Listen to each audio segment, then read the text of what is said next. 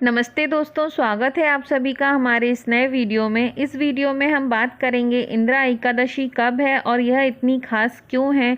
इंदिरा एकादशी पर किए जाने वाले उपाय और कुछ काम जिन्हें भूलकर भी नहीं करना चाहिए। पितृपक्ष में पड़ने वाली एकादशी को इंदिरा एकादशी कहा जाता है। इंदिरा एकादशी को हिंदू धर्म में बहुत महत्वपूर्ण माना गया है। मान्यता है कि इस दिन भगवान विष्णु की पूजा करने से व्यक्ति के जीवन के सभी कष्ट दूर हो जाते हैं। इस साल 10 अक्टूबर को इंदिरा एकादशी मनाई जाएगी। इस दिन भगवान श्री हरि विष्णु और माता लक्ष्मी की पूजा की जाती है। पितृपक्ष के दौरान आने के चलते इस एकादशी का महत्व दोगुना हो जाता है। मान्यता है कि इस दिन व्रत रखने से पितरों की आत्मा को शांति मिलती है और उन्हें स्वर्गलोक की प्राप्ति होती है। इसके साथ ही इस व्रत को करने से व्यक्ति को सुख और सौभाग्य की प्राप्ति होती है। चलिए अब हम आगे जानते हैं इंदिरा एकादशी कब है।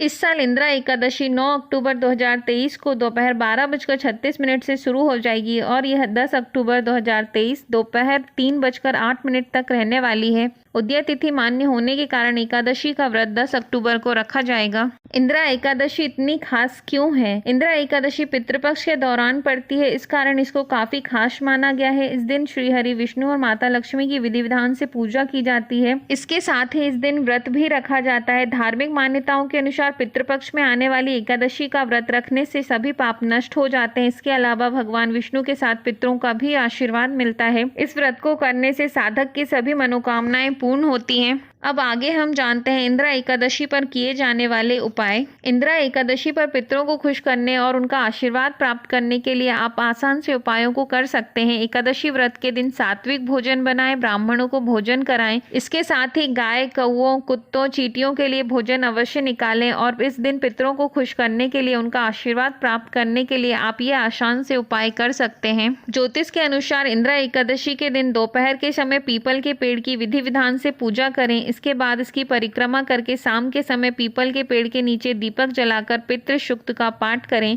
ऐसा करने से संतान सुख मिलने के साथ ही वंश वृद्धि होती है। इस एकादशी के दिन गया में नदी के किनारे तर्पण करने से 7 पीढ़ियों के पितृ संतुष्ट हो जाते हैं। इसके अलावा पितृदोष से भी मुक्ति मिलती है। आर्थिक तंगी और दरिद्रता दूर करने के लिए एकादशी के दिन विष्णु सहस्त्रनाम स्तोत्र का पाठ करें। ऐसा करने से आर्थिक परेशानियां हल होती हैं और ग्रह कलेश से भी मुक्ति मिलती है। शादीशुदा जीवन को खुशहाल बनाने के लिए इंदिरा एकादशी के दिन पीला अनाज, फल मंदिर में दान करें। ऐसा करने से वैवाहिक जीवन सुखमय होता है। इंदिरा एकादशी के दिन सूर्यास्त के समय तुलसी के पौधे के पास दीपक जलाएं और ओम वासुदेवाय नमः मंत्र का जाप करते हुए तुलसी की 11 परिक्रमा करें। ऐसा करने से आपके सौभाग्य में वृद्धि होगी। मोक्ष की प्राप्ति के लिए पितृपक्ष की एकादशी तिथि का व्रत करने और पितरों के नाम का दान पुण्य करने से मृत्यु के बाद यमदूत का भय नहीं रहता और आत्मा का सफर आसान हो जाता है। साथ ही पितरों को मोक्ष की भी प्राप्ति होती है। इसलिए इस एकादशी को पुण्यदायी और मोक्षदायिनी माना गया है। पापों से मुक्ति के लिए इंदिरा एकादशी के दिन सूर्योदय और सूर्यास्त के समय तुलसी के सामने 5 देसी घी का दीपक जलाएं और 11 बार परिक्रमा करते हुए ओम नमो भगवते वासुदेवाय मंत्र का जाप करें। ऐसा करने से पूर्व जन्म में किए जाने वाले अनजान पापों से मुक्ति मिलती है और इसका पुण्य फल पितरों को प्राप्त होता है, जिससे वह घर में सुख, शांति और ऐश्वर्य का आशीर्वाद देते हैं। जीवन में उन्नति के लिए पितृपक्ष की एकादशी के दिन 5 पान के पत्तों पर रोली और कुमकुम से श्री लिखें और फिर इनको भगवान विष्णु को अर्पित करें और उनकी आराधना करें। पूजा करने के बाद पत्तों को लाल कपड़े में बांधकर तिजोरी या अलमारी में रख दें। ऐसा करने से नौकरी व व्यवसाय में उन्नति होती है और सभी संकट दूर होते हैं। पितृपक्ष की एकादशी के दिन ब्राह्मण भोज के साथ गरीब व जरूरतमंद लोगों को पितरों के नाम का भोजन कराना चाहिए। इस भोज से पितृ प्रसन्न होकर सभी संकट दूर करते हैं और पितृदोष भी दूर होता है। इस दिन पूरे मन से व्रत रखकर ब्राह्मण भोज और तर्पण विधि करने से सभी मनोकामनाएं पूरी होती हैं। इस एकादशी के दिन भगवान विष्णु का ध्यान करते हुए घर के मुख्य द्वार के सामने गाय को हरा चारा या पालक खिलाएं और चरणों को स्पर्श करते हुए पुण्य फल पितरों को प्रदान करें। ऐसा करने से पितरों को अधोगति से मुक्ति मिलती है और जातक की कुंडली में बुध ग्रह की स्थिति भी मजबूत होती है। चलिए अब हम आगे जानते हैं वह काम जो भूलकर भी एकादशी के दिन नहीं करना चाहिए। सनातन परंपरा में एकादशी व्रत को लेकर कुछ नियम बनाए गए हैं, जिसकी अनदेखी करने पर व्यक्ति को पुण्य की जगह पाप का भागीदार बनना पड़ता है।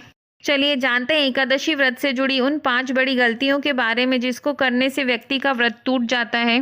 एकादशी व्रत वाले दिन ना तो सुबह देर तक सोना चाहिए और ना ही दिन में किसी भी समय सोना चाहिए। इस दिन व्रत करने वाले व्यक्ति को काले रंग के वस्त्र भूलकर भी नहीं पहनना चाहिए। भगवान विष्णु के व्रत में पीले रंग के वस्त्रों को पहनना अत्यंत ही शुभ माना गया है, इसलिए इस रंग के वस्त्र पहनने का प्रयास करें। भगवान विष्णु की पूजा में उनके मंत्र का जाप हमेशा चंदन या तुलसी की माला से करना चाहिए, अन्यथा इसका व्यक्ति को पुण्य फल नहीं मिलता। एकादशी व्रत वाले दिन व्यक्ति को भूलकर भी व्रत वाले दिन चावल या तामसिक चीजें जैसे लहसुन, प्याज, मांस, मदिरा का सेवन नहीं करना चाहिए।